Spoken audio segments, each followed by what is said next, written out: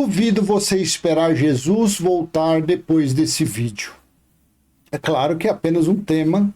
Eu sei que muitos que vão assistir esse vídeo vão discordar. Claro, fique à vontade. Afinal de contas, nós somos democráticos. Duvido você esperar Jesus voltar depois desse vídeo. Leia comigo Lucas capítulo 23, do versículo 26 ao 31. E enquanto o conduziam, eles agarraram um sirineu chamado Simão, que vinha do campo, e puseram-lhe a cruz sobre os ombros para que a levasse após Jesus. Uma grande multidão de povo o seguia, e também mulheres que batiam no peito e o lamentavam.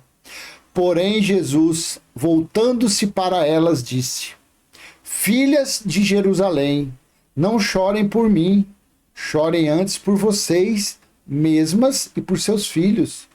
Porque virão dias em que se dirá: bem-aventuradas as estéreis que não geraram nem amamentaram. 30. Nesses dias dirão aos montes: caiam em cima de nós, e às colinas cubram-nos. Porque se isto é feito com a madeira verde, o que será da madeira seca? Então Jesus estava falando que aquelas mulheres que estavam ali chorando, ali estavam as Marias, estavam as outras, né, que acompanhavam ele, e vendo aquele sacrifício, aquele martírio, elas choravam e batiam no peito e se lamentavam. Mas Jesus calmamente disse: Filhas de Jerusalém, não chorem por mim, chorem antes por vocês mesmas e por seus filhos. Por que Jesus falou para elas chorar? Porque era naquela geração que iria acontecer o juízo de Deus. Era naquela geração que ele voltaria como juiz para julgar a nação de Israel. Porque assim ele disse em Mateus 24, 34. Não passará esta geração, aquela geração, sem que tudo aconteça. Olha a ignorância de se esperar Jesus voltar. Olha a ignorância de se esperar o juízo final. Veja, em Lamentações capítulo 4, do versículo 1 a 11, como se escureceu o ouro, como o ouro refinado perdeu seu brilho, como estão espalhadas as pedras do santuário pelas esquinas das ruas. Os nobres filhos de Sião, comparáveis a ouro puro, agora são tratados como simples objetos de barro, obra da mão de oleiro. Até os chacais dão o peito, dão de mamar aos seus filhotes, mas a filha do meu povo tornou-se cruel como as avestruzes do céu, a filha do meu povo em Jerusalém. A língua do bebê que mama fica pegada pela sede ao céu da boca. As crianças pedem pão, mas não há quem as alimente. Os que se alimentavam de comidas finas desfalecem nas ruas. Os que se criaram dentre escarlate agora vivem como um monte de lixo. Porque a maldade da filha do meu povo é maior do que o pecado de Sodoma, que foi destruída no momento, sem intervenção humana. 7. Os seus príncipes eram mais alvos do que a neve, mais brancos do que o leite, eram mais ruivos do que o corpo, do que os corais, e tinham a formosura de safira. Mas agora o aspecto deles é mais escuro do que a fuligem, não são reconhecidos nas ruas, a sua pele grudou nos ossos, secou-se como madeira. 9. Mais felizes foram as vítimas da espada do que as vítimas da fome, porque estas se definham atingidas mortalmente pela falta do produto dos campos. 10. As mãos das mulheres que antes eram compassivas cozinharam os seus próprios filhos. Estes lhe serviram de alimento quando a filha do meu povo foi destruída. O Senhor deu cumprimento à sua indignação, derramou o furor da sua ira, acendeu o fogo em Sião, que consumiu os seus alicerces. Jesus disse que elas iriam passar por isso. Elas iriam, aquelas no dia da grande tribulação, elas iriam cozinhar os seus próprios filhos, por falta de tudo. Dentro de Jerusalém, no ano de 69 ao ano de 70, a água que eles bebiam foi sangue.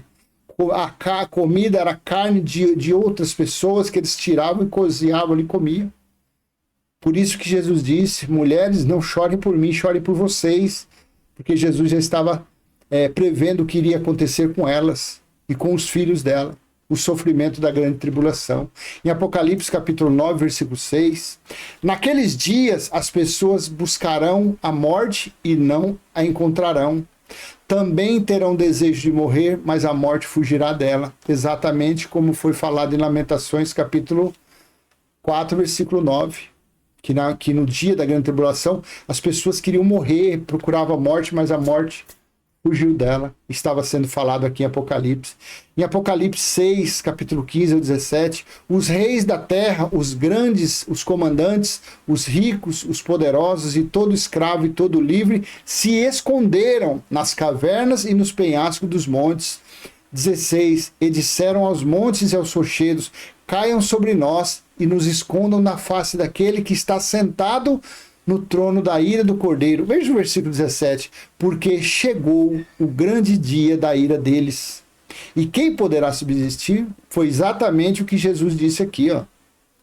Veja, filhas de Jerusalém, não chorem por mim. Chorem antes por vocês mesmas e por seus filhos, porque virão dias em que se dirá, bem-aventuradas as estéreis, que não geraram nem amamentaram. Nesses dias dirão aos montes, caiam em cima de nós, e as colinas cubram-nos. Porque se isto é feito com a madeira verde, o que será da madeira seca? Esse trecho mostra claramente que Jesus estava falando que aquelas pessoas iriam passar por isso. E no Apocalipse, no capítulo 6, do versículo 15 ao 17, ficou claro que João estava em espírito falando que os homens... Porque lembra que Jesus falou lá em Mateus 24, Marcos 13, Lucas 21? Quando começarem a ver Jerusalém sendo cercada, fujam para a Judéia, fujam para os montes. Jesus não falou isso? Porque estava começando a grande tribulação.